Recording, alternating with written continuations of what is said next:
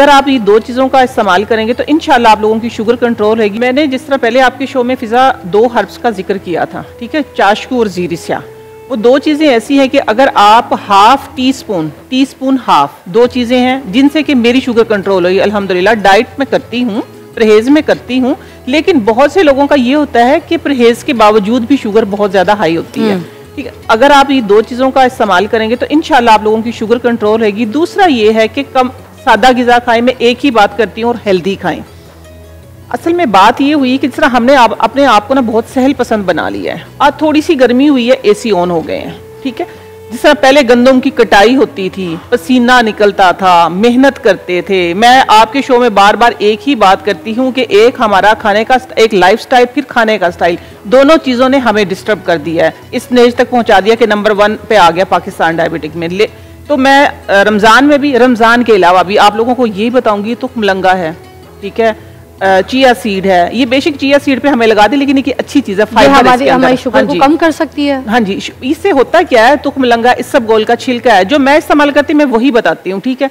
वो आप खाने से तकरीबन 15 मिनट पहले लें, सहरी से पहले ले लें, इससे हमारी शुगर नॉर्मल रहेगी। कि फाइबर होता है ना, पेट भरा हुआ रहता, हम खाते कम है। सादा ग़िज़ा खाएं, लेकिन वो भी जरा कम खाएं, जरा कम खाएं। जिस तरह हकीम साहब ने बताया कि सुन्नत के मुताबिक, थोड़ा सा पहले मैंने आपकी शो में नहीं बताया था कि 2 निवाले छोड़ के, वो 2 निवाले की यही है कि थोड़ा सा पहले हाथ रोक लें। नहीं, मुझे कोई नुस्खा जरूर बताएं जो शुगर को नॉर्मल करने में काम। बिल्कुल, आप कद्दू का, जिस तरह कल मैंने बताया, कद्दू का जूस मैं आपके शो पे बनाने के लिए मैं बताऊंगी। हाँ नहीं, आज मैं नबीस लेके आई हूँ, जो नबी पाक सल्लल्लाहु अलैहि वसल्लम की सुन्नत है उसको।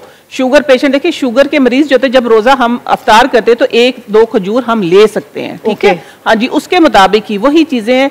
नबीस जो है नबी पाक सल्लल्लाहु अलैहि वसल्लम को बहुत पसंद थी। नबीस का मतलब है कि जो ड्राई फ्रूट होता है ना, उसको पानी में रात भर भिगो देते हैं, वो उसी पानी के साथ फिर आप उसको शेक करके पी लें। हाँ, वो भी शुगर पेशेंट, देखिए हमें कमजोर तो नहीं ना होना, हमें भी तो जिंदा रहना है ना, खानी है सारी चीजें, लेकिन बैलेंस में खानी है सारी चीजें। मैं एक ही बात करती हूँ, जिस तरह आजकल एक चैप्टर चल पड़ा लेंथी कि डाइटिशियन आ गए हैं, ठीक है, वो हमें कैलोरीज बताते हैं, आपने इतनी लेनी, लेकिन हमारे जो बड़े थे वो भी तो यही चीजें खा के जी रहे थे ना, लेकिन वो हेल्दी एक्टिविटी।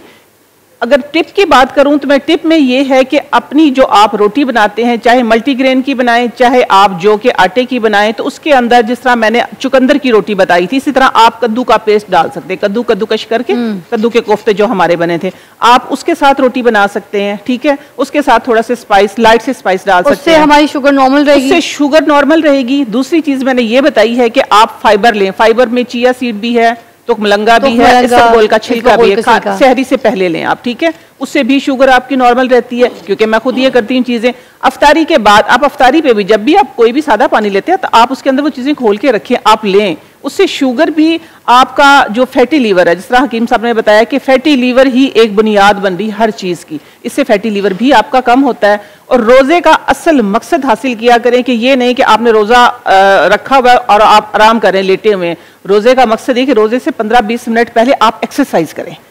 आप जब एक्सरसाइज करेंगे तो मैं कहती शुगर जो है वो तो वैसे ही डर के ही भाग जाएगी। मगर जब रोजा खुलने वाला होता है ना, उस वक्त ना इंसान मरने वाला होता है। मेरी तो ऐसी हालत होती है, मैं ऐसे इतनी मुश्किलों से ब्रांडिंग कर रही होती, मुझे पता है करशी जामेश्री, मैं बताती हूँ, और मैं करशी जामेश्री को देख के कहती हूँ ये मैं पी लूँ ना तो मैं ऐसे ठीक हो जाऊँ, क्योंकि आपको पता है शुगर लेवल ठीक हो जाता है। ये सारे ना हमारे जहन के, हमारे ख्यालात हैं कि हम रोजा रखा हुआ है। जब हम अपना माइंड सेट कर लेते हैं ना कि हमने रोजा रखा हुआ है, हमें रोजा लगना है, तो रोजा, सर आपने स्टार्ट में ही बात कर दी थी, कुछ लोगों का ना ये माइंड सेट है कि हमने 3 पराठे खाने के, एक 10 बजे तक चलेगा, एक 4 बजे तक चलेगा, एक जरा हमें अफ्तारी तक चलाएगा। ऐसा कुछ भी नहीं है। आप सिर्फ वो जो मल्टीग्रेन आटे की मैंने रोटी बताई थी, आप आधी रोटी खा के भी रोजा रख सकते हैं। फील होती नहीं मुझे लगता है कि जब हम ज्यादा खाते हैं ज्यादा भूख लगती है। एग्जैक्टली, ज्यादा पानी पीते ज्यादा प्यास लगती है। तो आप बैलेंस में पेट की हवस है ना, जो मुंह की हवस है, जो भूख, वो हमें ज्यादा मुझे लगता है सारा दिन कर पाती है। मैं बताती हूँ एक अनोखा, मैं आप लोगों मेरे माइंड में आगे, मेरे नाना अबू बताते थे, एक अनोखा सा एक फार्मूला बताऊंगी आप लोगों को। 2 चीजों का प्यार कम करना है, बता देना।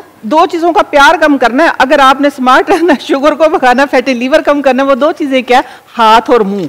इनका प्यार जरा कम कर ले तो मैं बताती हूँ कि आप लोग बैलेंस में रह गए। जो हमारा सारा दिन इनके साथ प्यार चलता है ना कि हाथ से उठाया मुंह में डाल लिया, ये बीमारियां सारी इधर से ही आ रही हैं। मुझे तो अपने खाने से इश्क है, मोहब्बत है, मुझे इतना मजा आता है खाने को देख के। आपने देख लिया दस्तरखान में मेरा हाल क्या होता है। आप जैसा कोई कोई होता है, ठीक है, ये तो अल्लाह की बहुत बड़ी नेमत। आप खाती भी फिर भी आप स्मार्ट है। अलबत्ता हर बंदा ऐसा नहीं होता।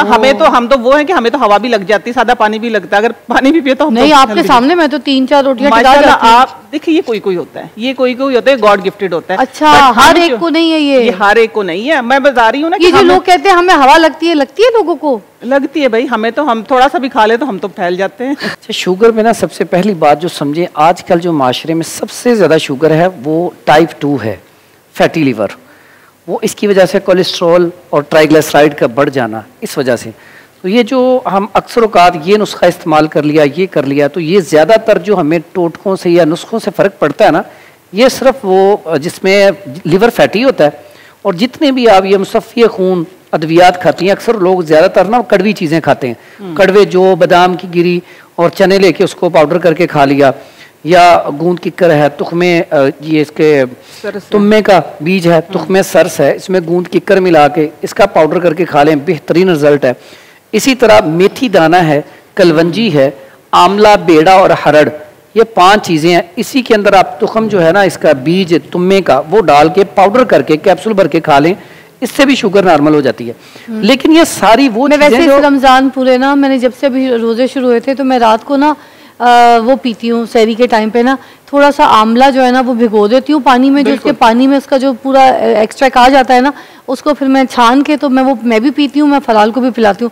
इसकी इफादियत पता नहीं मुझे, मगर अम्मी पीती थी तो अम्मी को देख के फिर मैंने पीना शुरू किया, मगर मुझे इसकी इफादियत का नहीं पता। मैं बता देता हूँ, सूखा आंवला है ये, कोई गीला आंवला वो आंवला खुश्क हो या मुरब्बे की शक्ल में हो। अच्छा, इसको त्रियाकियात में गिना जाता है। ये त्रियाक पानी में पी रही हूँ, ठीक है, बेहतरीन आप पिए। इससे मुझे मिलेगा क्या, मुझे पता नहीं, आपको पता है, ये ना अम्मी से पूछ भी नहीं सकती, अब तो आप ही बता दें। ये ना दिल को मजबूत करता है, अच्छा, पट्ठों को ताकत देता है, जिनके बाल कमजोर हैं बालों को ये मजबूत करता है, बिनाई को ताकत देता है, दिमाग को तेज करता है, स्टमक को बेहतरीन कर देता है। मैं समझता हूँ कि मैं जितने भी फल हैं सबसे ज्यादा जो अपनी डाइट प्लान में लिखता हूँ मुरब्बा आंवला है। उसकी वजह यह है कि मुरब्बा आंवला जो है इसके फवाइद इतने हैं, इसके बारे में ना अक्सर बड़े कहते थे आंवले का खादा ते सियाना दा आख्या, ये बाद में काम आता है। यानी कि इसका जो इस्तेमाल करता है ना उसका हाफजा इतना तेज हो जाता है कि कुछ अरसे बाद वो खुद हैरान होता है। जो लोग ये आंवले का मुरब्बा या आंवला इस तरह रात को भिगोकर पीते हैं, उनके बाल भी अगर वो शुरू से पीना शुरू कर दें तो बाल जो है उनके वाइट नहीं होंगे,